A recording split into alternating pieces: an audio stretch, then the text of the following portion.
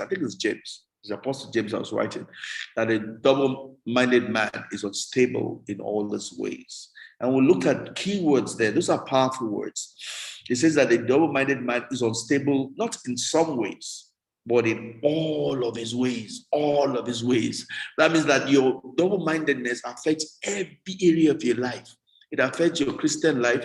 It affects your work life. It affects your marriage. It affects your parenting. It affects your financial. It affects everything, your ministry. It affects your Christianity, everything. It says that it's unstable in all of his ways, not some, all of his ways.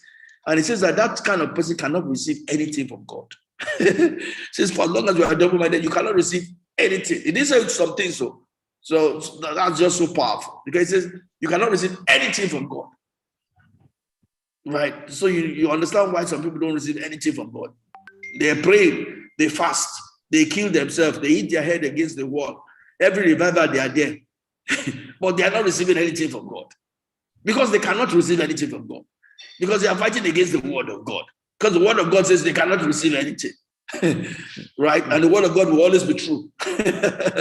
It will always be true. It doesn't matter what you do. Now you go and meet all the prophets in Nigeria or all the prophets in the world. The word of God will not change. We have to be the one to change. Because to receive anything from God, I must not be double-minded. I must be single-minded. And a lot of Christians are double-minded. Not necessarily their own fault. It's because we have a lot of witches and wizards in the church. Because when you're under witchcraft spirit, you cannot be single-minded. A witchcraft spirit fights against your ability to make up your mind. And we have a lot of people on our pulpit who are witchcrafts and witches. You do understand what I mean when I say that, right? Yeah. Because witchcraft is a work of the flesh, right?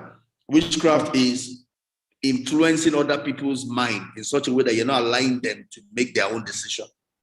When you bypass someone's conscious mind to tell him something in his subconscious level, you're a witch or a wizard. Because God's way of communication is always come and let us reason together. Anything that is not come and let us reason together is witchcraft. If you are trying to tell people, oh, give offering. If you don't give offering, you will not be prosper. Oh, you're not this, you're not that. You're confusing them so that they will give offering. You're a witch. That's not the way of God. The way of God is tell you exactly what it is. You make the decision. Because in Romans 12:1, Paul says what God is looking for is a living sacrifice, not a dead sacrifice. Not a sacrifice that people are forced to do something. Because when you are forced to do something, you cannot make up your own mind. You cannot make up your own decision. You're neither here nor there. You're just zombie. A zombie doesn't have a single mind. It's just whatever they say. Oh, they say that we should do that one, we go there. They say we should do that one, we go there. That's when Ephesians began to say that the reason why we have called people to the fivefold ministry is that the people of God will be prepared for the work of the ministry. They will not be blown about by every wind of doctrine. But a lot of people we have today, they are confused because they are running after miracle. People have called themselves prophets and they are telling them that whatever they say, they must obey, that they heard from God. So they must hear what they have told them. So they are confused.